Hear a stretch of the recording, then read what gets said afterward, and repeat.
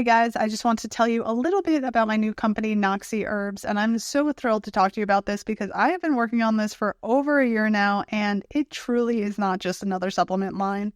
It is a one-of-a-kind modular system designed to help support women at every stage of life, from the teenage years through menopause. So at Noxie Herbs, we have harnessed the power of Chinese medicine to create formulas that are tailored to your unique needs. Whether you're dealing with hormonal changes, menstrual irregularities, or the challenges of menopause, our formulas are crafted to help you find balance and vitality. The best part, our system is modular, meaning that you can customize it to fit your specific health goals. Each formula is designed to work synergistically so you can build a regimen that evolves with you. Go to noxieherbs.com, take the free quiz, find out what we recommend that you take to support your unique hormonal needs, and get going. Let me tell you, this has already changed my life as a 41-year-old woman who is starting to approach perimenopause or maybe in perimenopause. This has totally shifted my cycle and my hormones, and I am so much happier for it. I know you will be too. Feel free to hit me up with any questions and go check it out now. Hey guys, it's Dr. Chloe, and you're listening to the Radical Remedy Podcast. Today, I am so honored to welcome Mieko Hester-Perez. Mieko is a fierce advocate for medical cannabis in the autism community. As one of the original warrior moms, Mieko has spent nearly 2 decades pushing for change in cannabis legislation and healthcare, and was inspired by her son Joey's incredible journey with autism and cannabis. Mieko goes into the ins and outs of the legalities of using medical cannabis to support our children with neurodivergent needs. I found this conversation so interesting. I always love talking to Mieko. She is such an inspiration to me, and I really, really appreciate her wisdom, her advocacy, and her spirit. And it's incredible to know her and call her a friend. I know you guys are going to love her as much as I do.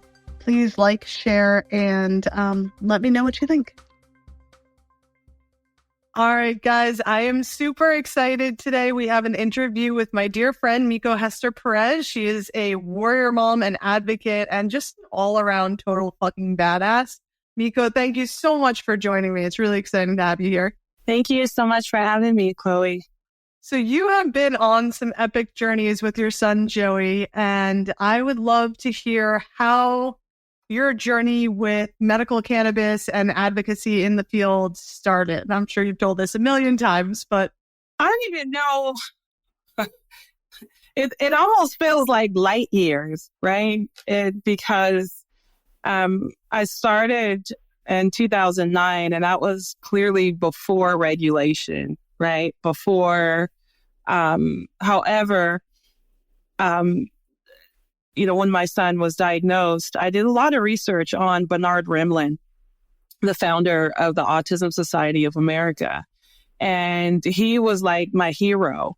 And so when my son was having some medical issues, first and foremost, he was on, several psychotropic medications, and the side effects of those medications led me to do some pretty interesting book diving, right? I was, research.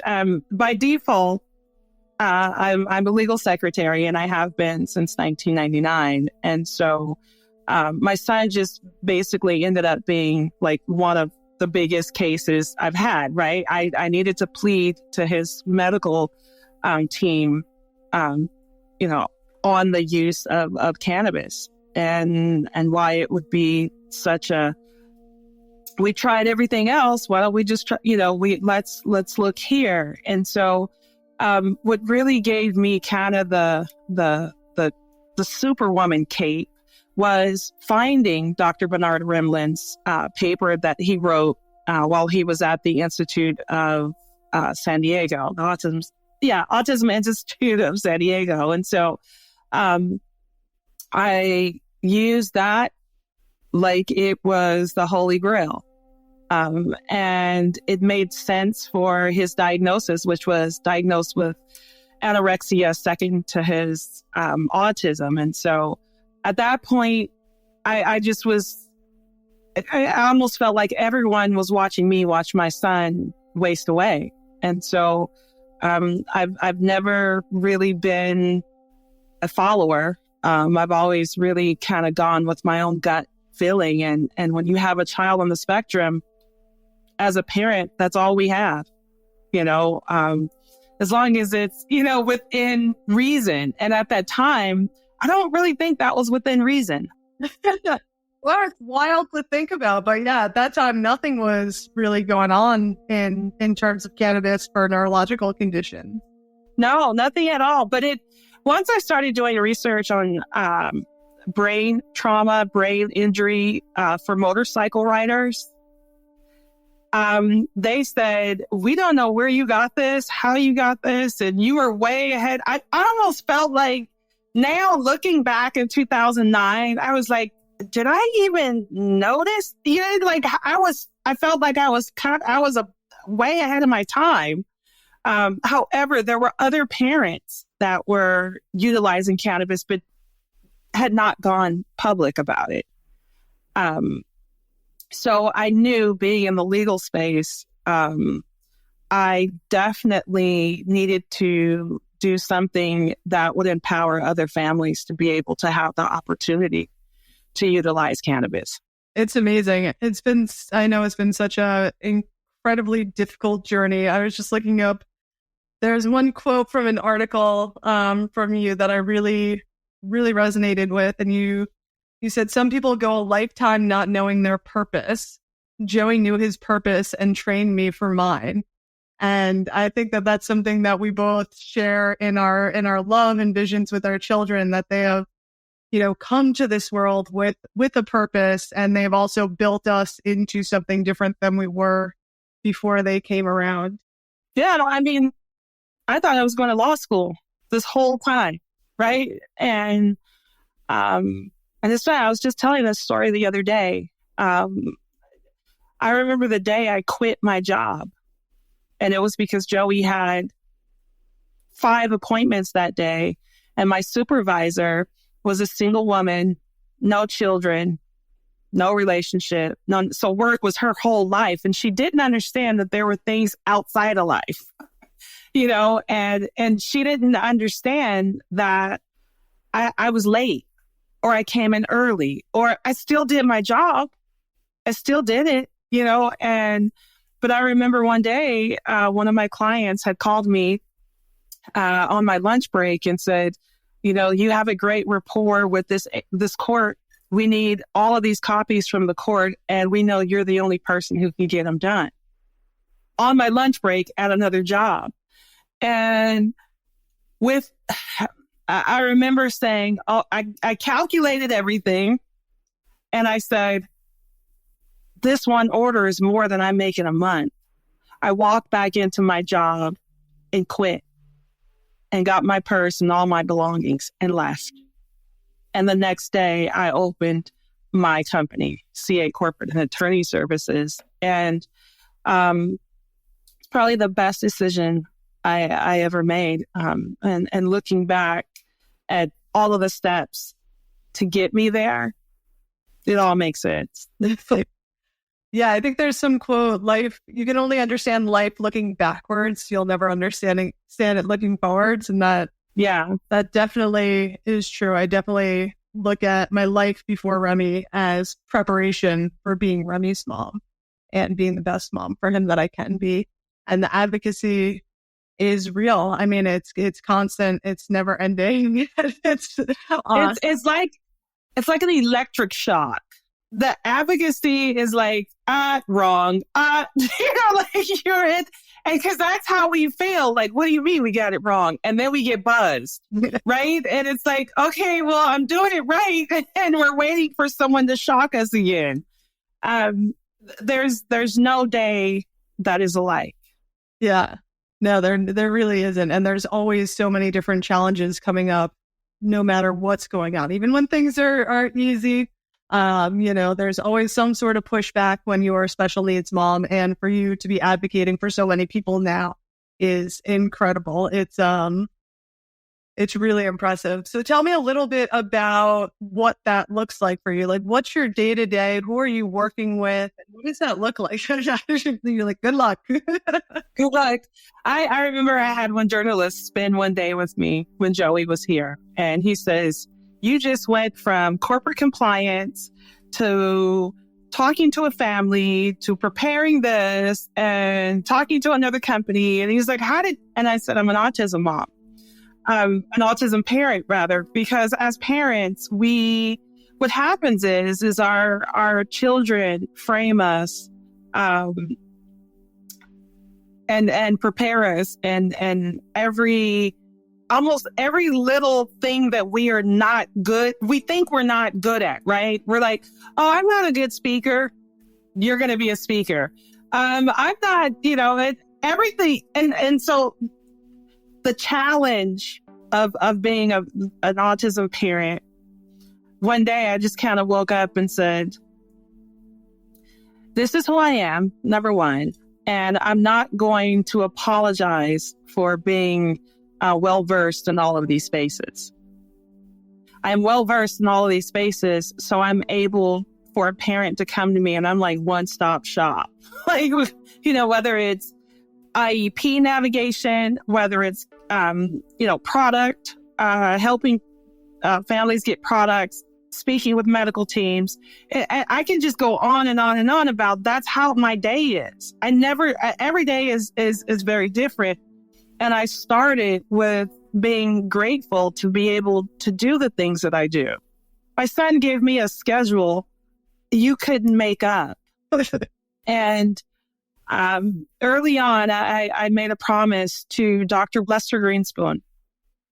I call him Joey's undocumented grandfather, because the conversations that we had, the compassion and empathy he provided me, and the research and the knowledge he passed on to me, I made a promise to Joey and Dr. Greenspoon that I would never turn down a parent that contacted me.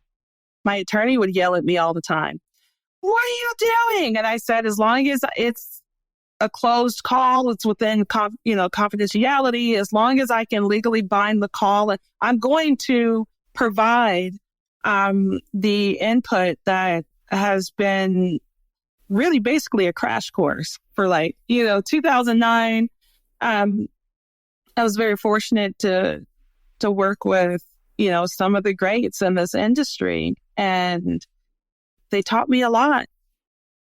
They taught me, but as far as my average day, it's like I wake up talking about, wake up doing, apostille and legalizations in foreign countries. By noon, I'm on a call with a law firm or a social worker. 2:00, I'm doing pleadings or preparing, criminal cases for attorneys. And that, but if there's a parent who calls me in the middle of the day, I drop everything. Yeah.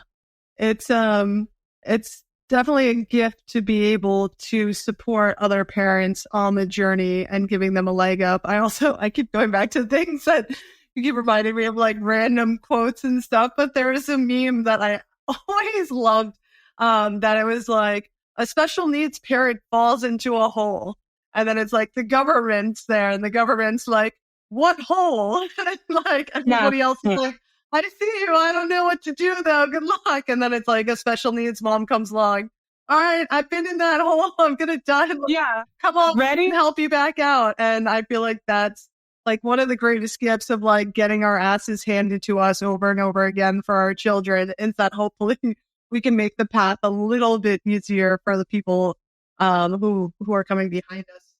And I don't think we're necessarily here to be superstars. And I think that that's probably been the one thing that's been misunderstood with me, is being in the legal space. I understand how much a family can expose themselves to the point to where it's dangerous, right? I had an attorney or have an attorney, Joey had an attorney, and then we had another attorney that represented us both.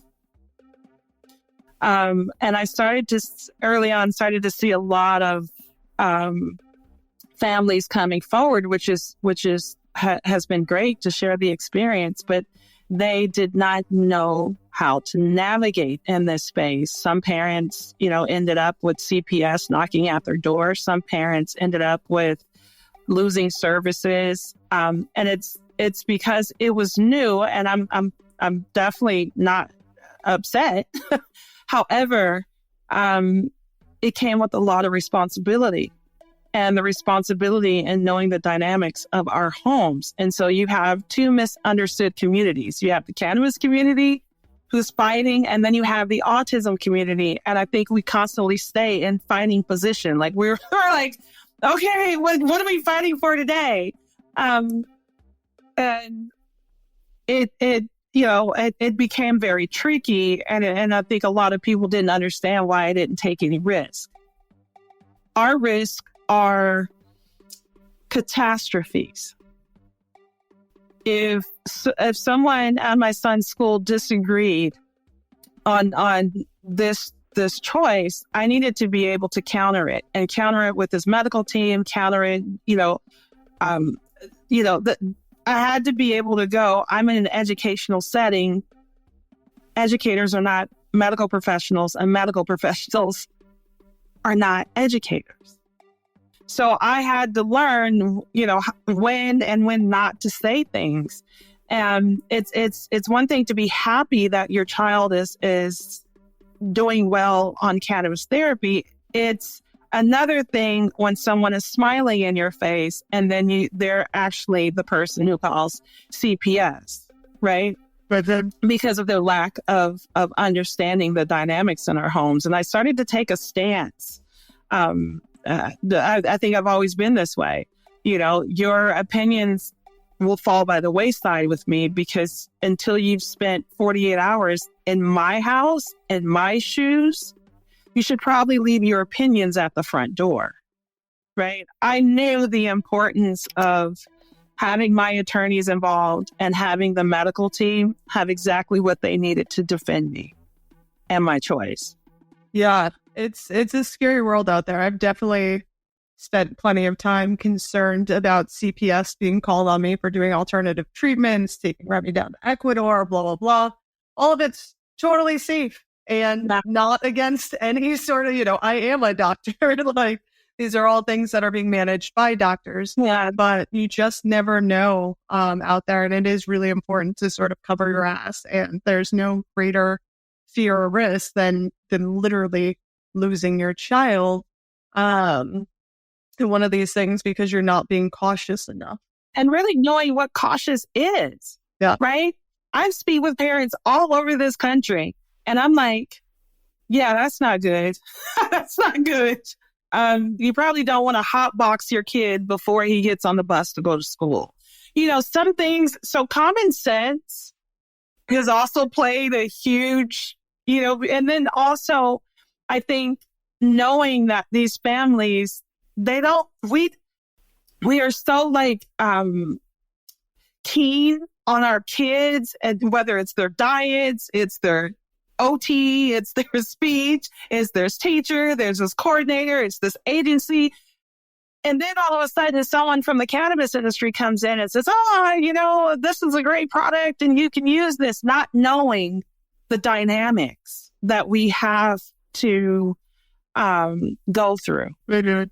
Right. And so I've always remained, this little conservative piece, because if I'm not able to attend court, if I'm not able to talk to a medical team, if I'm not able to do any of these things, name me one advocate who is. Yeah.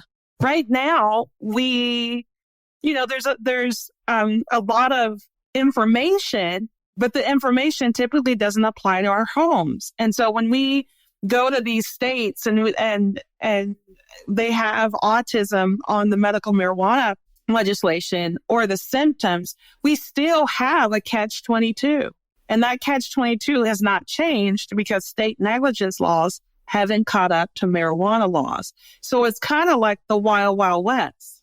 We have laws that are in place, but we still have people with opinions, right? And those opinions become kind of used at whenever they decide they want to use them. Yeah. Well, and everybody's got an opinion and everybody gets to say, their opinion, especially when it comes to how people are parenting and caring for their child with special needs that they know nothing about. What is the legal status right now in terms of using cannabis for autism in most of the states? I know it varies from state to state, but what does that actually look like for a family that might be interested in trying cannabis? I wanted to take a moment and talk to you about Radical Roots. So I founded this company when my son Remy was diagnosed with a rare genetic disorder and intractable epilepsy. As a doctor of Chinese medicine, I knew that the best way to support his complex neurological and physiological needs would be through dynamic Chinese herbal formulas. I also started studying the incredible effects of hemp and its ability to support and regulate the brain and the body. By combining targeted Chinese herbal formulas with complete spectrum hemp and using a unique alchemical spagyric extraction technique, we have created formulas that are true game changers.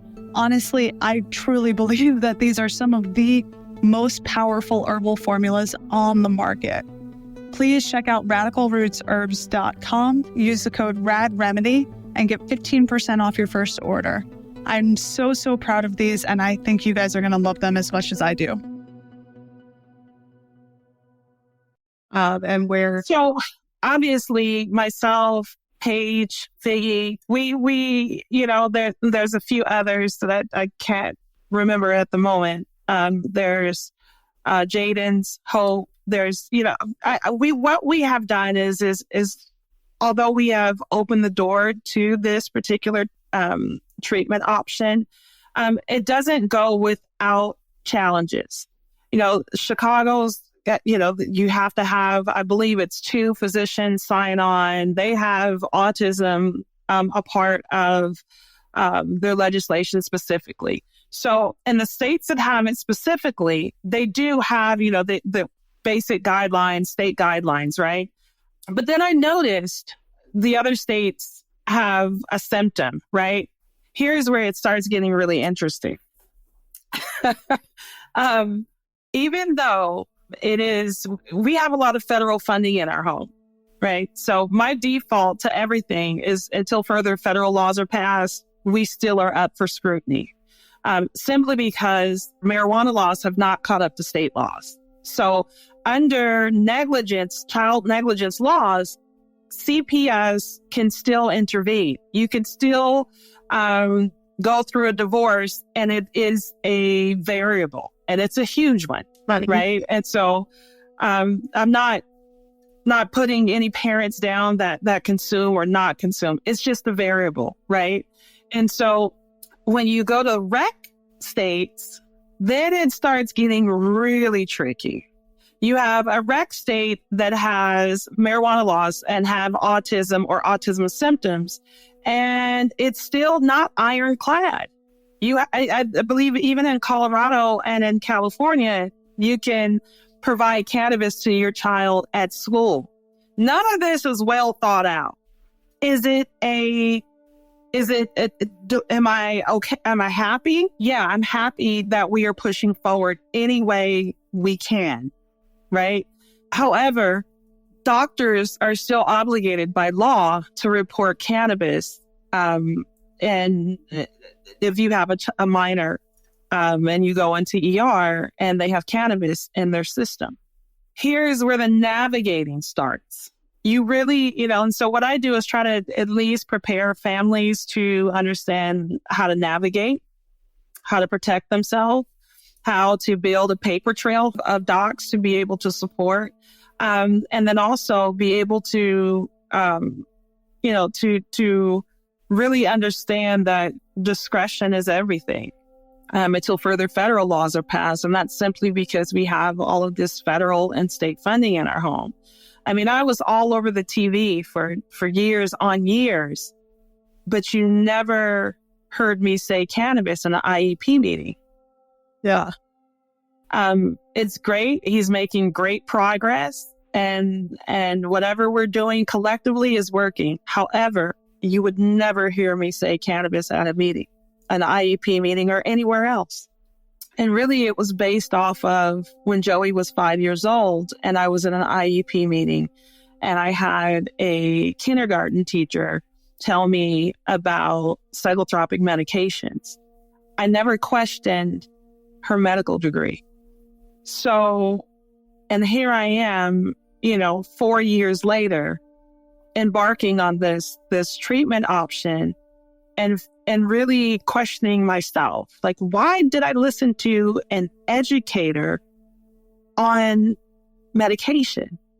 It's so hard though. I mean, I feel like for me, even as a practitioner, when our kids are in the fire, when we're scared of them dying or of them having, like Remy, as I was telling you before, we've had, toxic mold in our house for the past year. He's been hysterically crying for hours on end, screaming, scratching my face, pinching me, throwing shit. And I'm just trying to keep my sanity, so a lot of times for us parents, like we're at our brink and somebody comes to us with authority acting like they know what's best and they've seen this with other kids and blah, blah, blah.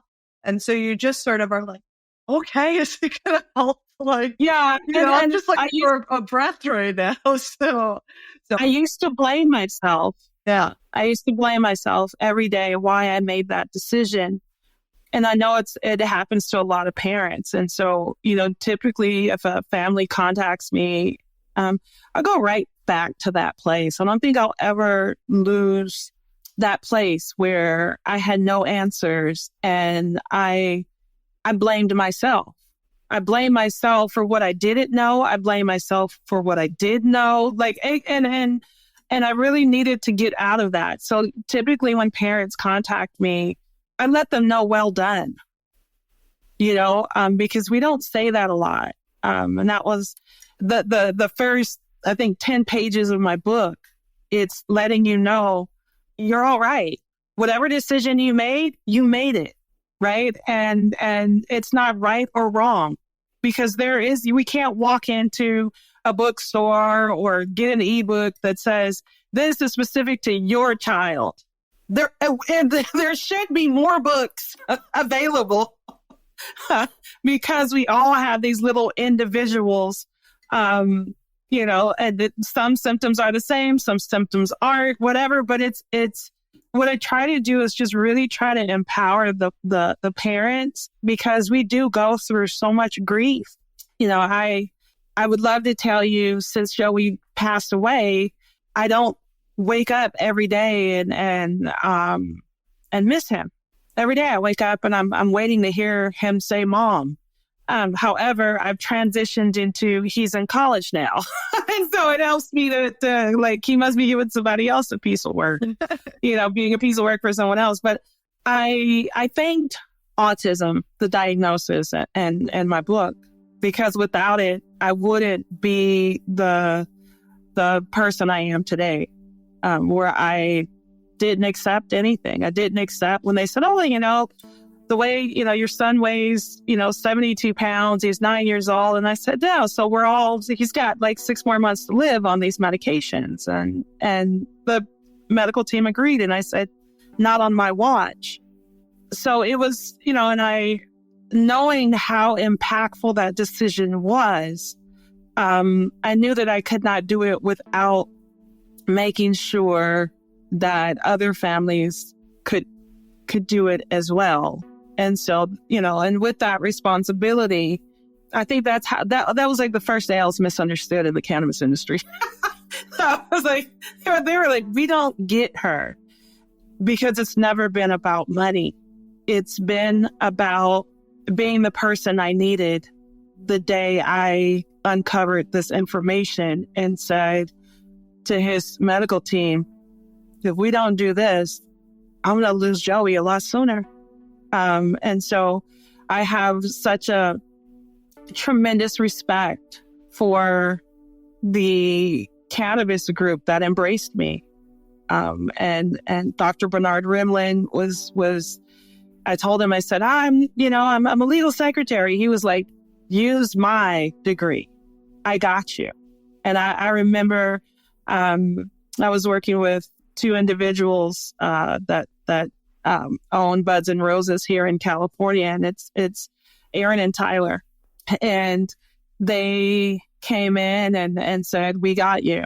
It was DNA genetics, Don and Aaron. I mean, and I know that industry has grown so much. I could never repay them for what they've done. I mean, I know the industry has evolved, but there is some individuals that played such a key role without social equity, that came in and said, Mieko, we got you. And, whether it was Jorge Cervantes, whether it was, even Ed Rosenthal, it was, this pocket of cultivators out of Mendocino County here and out of Humboldt and Jinx and Portland and genetics. And these guys came and just put themselves around me and said, we got you.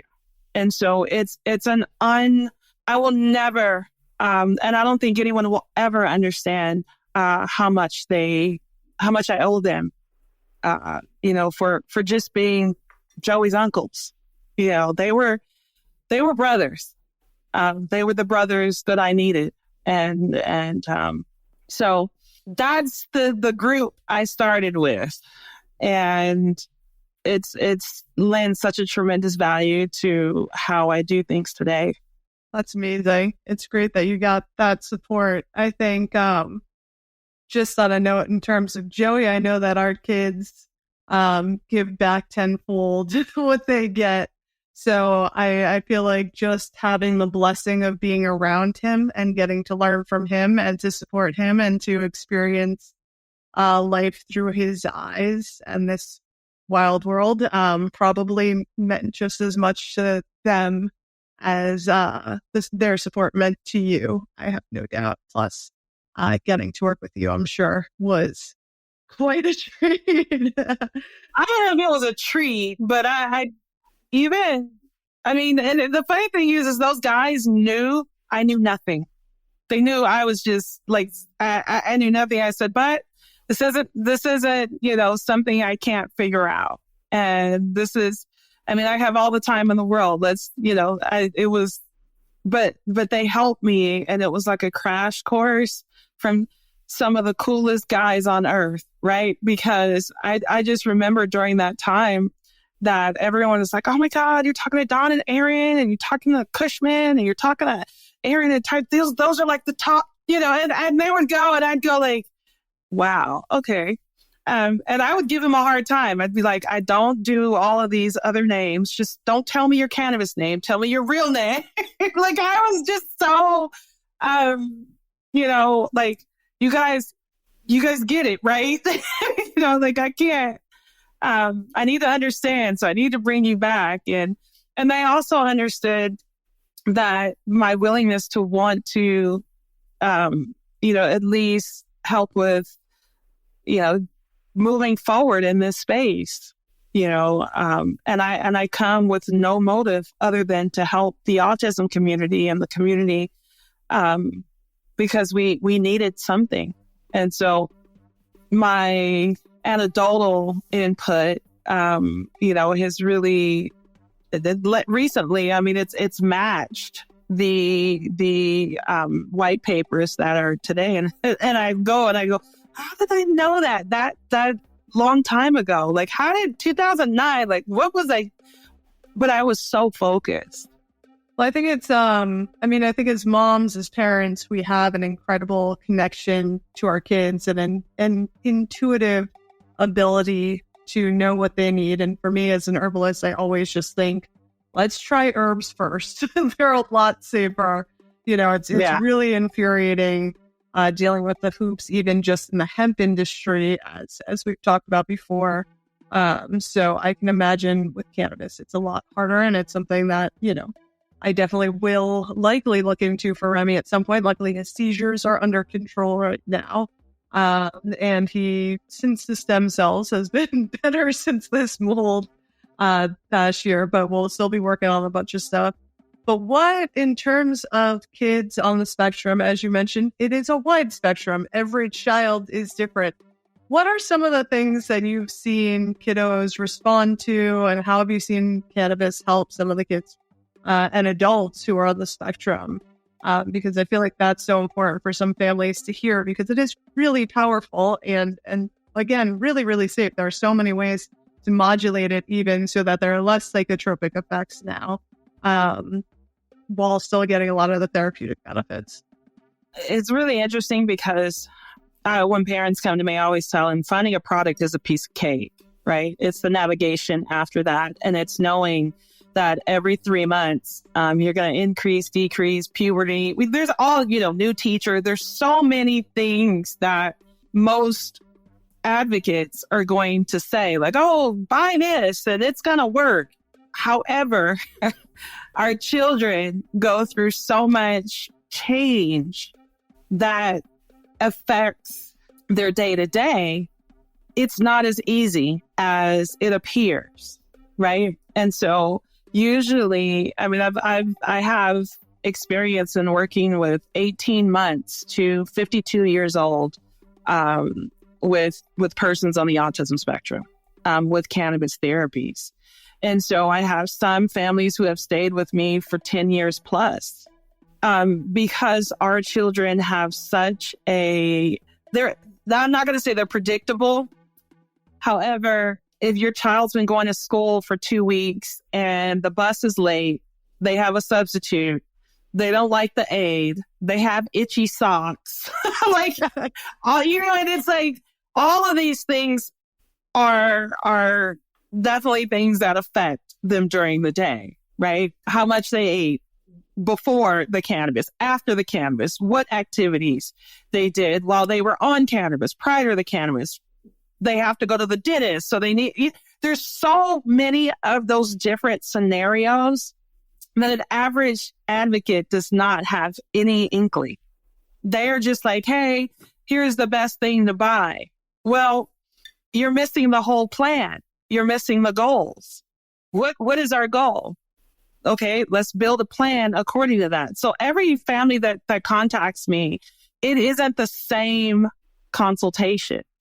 It is a consultation that is specific to your child and your child's goals. And I think that isn't a one shoe fits all. You can't go to your doctor and say, well, my son runs all over the place. He does this and he does this and he does this. And they go, oh, we got one pill for that.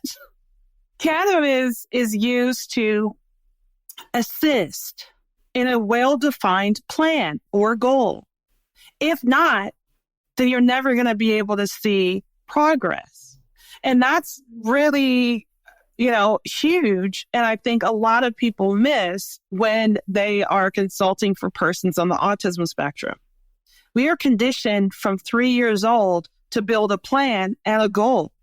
When did we just decide we're going to give cannabis because we need, so really I try to, like, when I talk to the parents and I really try to provide realistic outcomes.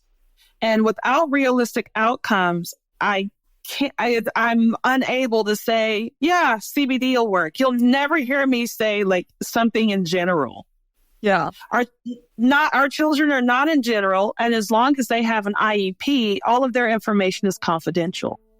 So when I tell you cannabis, and then I have like this crazy rule of thumb about who needs THC and who needs CBD and who needs 1-to-1. And, the only ratio when I talk to families, the only ratio you need is it, CBD, or is it THC, or is it 50-50? Any ratio outside of that, I think, is extremely confusing. and my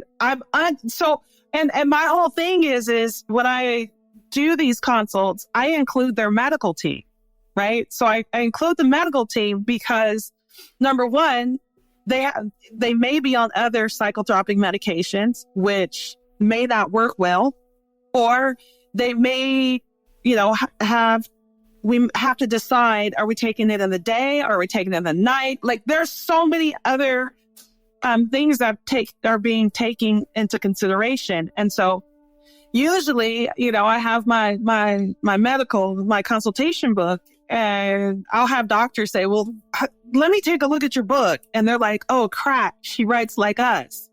Because I'm already computing like, oh, we need to take this in the day. This is where we need to start. And the biggest misconception or how to gauge is start low.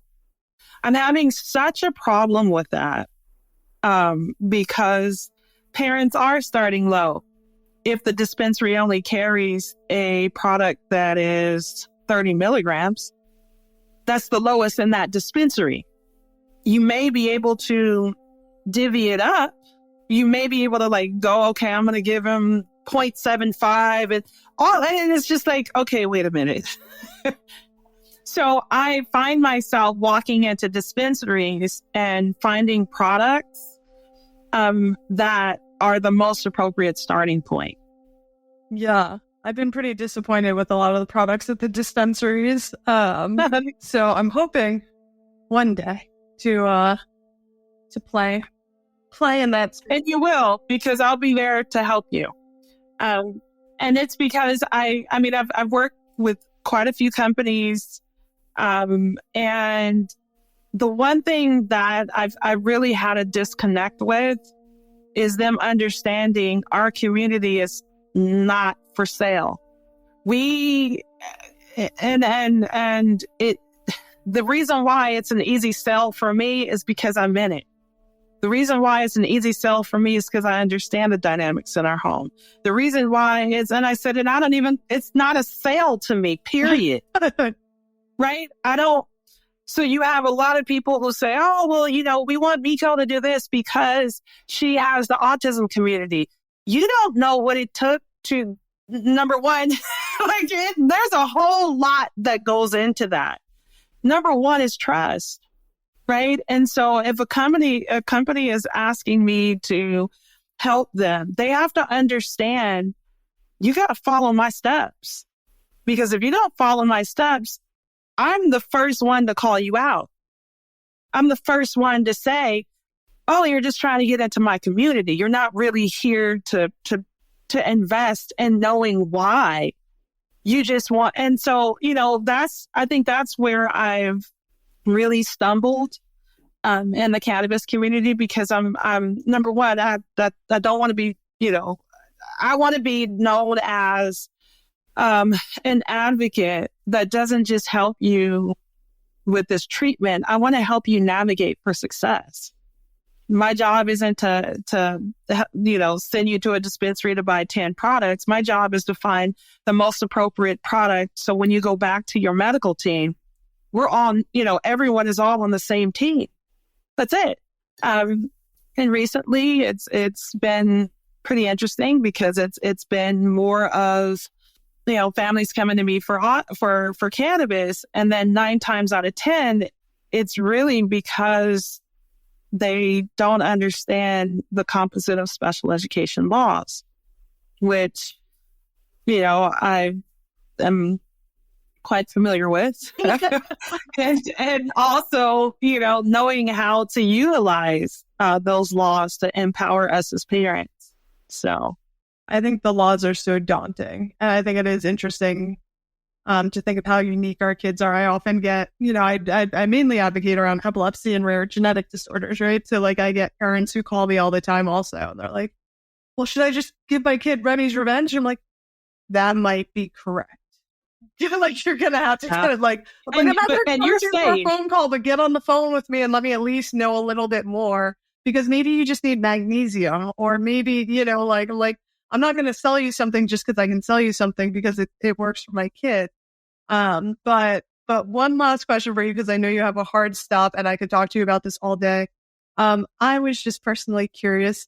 What is the thing that you miss doing most with Joey, because I think about him a lot and how special and unique our bonds are with our boys.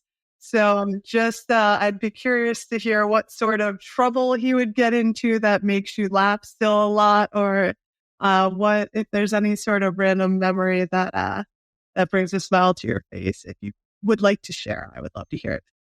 Wow. He kept me, I think he was probably my biggest cheerleader. I remember, being on the doctor show, the Good Morning America. I remember all of these things. And I remember coming home and I would be so happy. And this kid would sign juice box. Like he had it did not matter. I'm like, oh my God. I miss him keeping me in a place of you're not done. Even now, the last couple of months, I've transitioned, and it's so crazy. It was one day I was doing, consulting for cannabis products, and then the next day I had a family law case, and then I haven't stopped. And I'm thinking to myself, I know this is Joey. I know he's forcing me to stay in this space because I'm not done yet. And he's reminding me, Mom, you need to stay here. We need to finish what we started. It's the one thing that I've always taken very, very seriously. And as more families have contacted me recently, I know they're sent by Joey. So, really, most of all, I miss him because I would always have to, if I was upset, and I didn't realize how much this would affect me, but when I was upset, Joey would have me running around the house. I literally had to learn a poker face because I knew if I was crying or depressed or worried or anything, he allowed for me to forget about it. He allowed for me to go, oh crap, I got to make sure Joey has his medical stuff. I got to go to the medical store. I got to do this. He didn't allow for me to process any grief or doubt myself. It's been about 6 years since he passed away, and I still feel a little lost. I wake up every day and I'm like, okay, here we go. And so I think recently, because when I really start to miss him, all of a sudden the universe starts sending me not only families, but sending me things and to make me busy. So all these years, I thought I was protecting him. I had no idea that he was protecting me. Yeah. These fucking kids, they're so incredible. Yeah. Oh, yeah. Thank you so much for sharing. He sounds like he was just such an incredible force, and he chose the right mama. They usually, they choose us. I'm pretty sure. They absolutely do.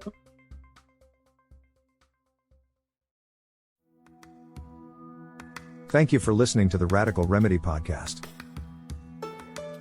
The Radical Remedy Podcast is for general informational purposes only and does not constitute the practice of medicine, nursing, or other professional healthcare services, including the giving of medical advice, and no doctor/patient relationship is formed. The use of information on this podcast or materials linked from this podcast is at the user's own risk. The content of this podcast is not intended to be a substitute for professional medical advice, diagnosis, or treatment. Users should not disregard or delay in obtaining medical advice for any medical condition they may have and should seek the assistance of their healthcare professionals for any such conditions.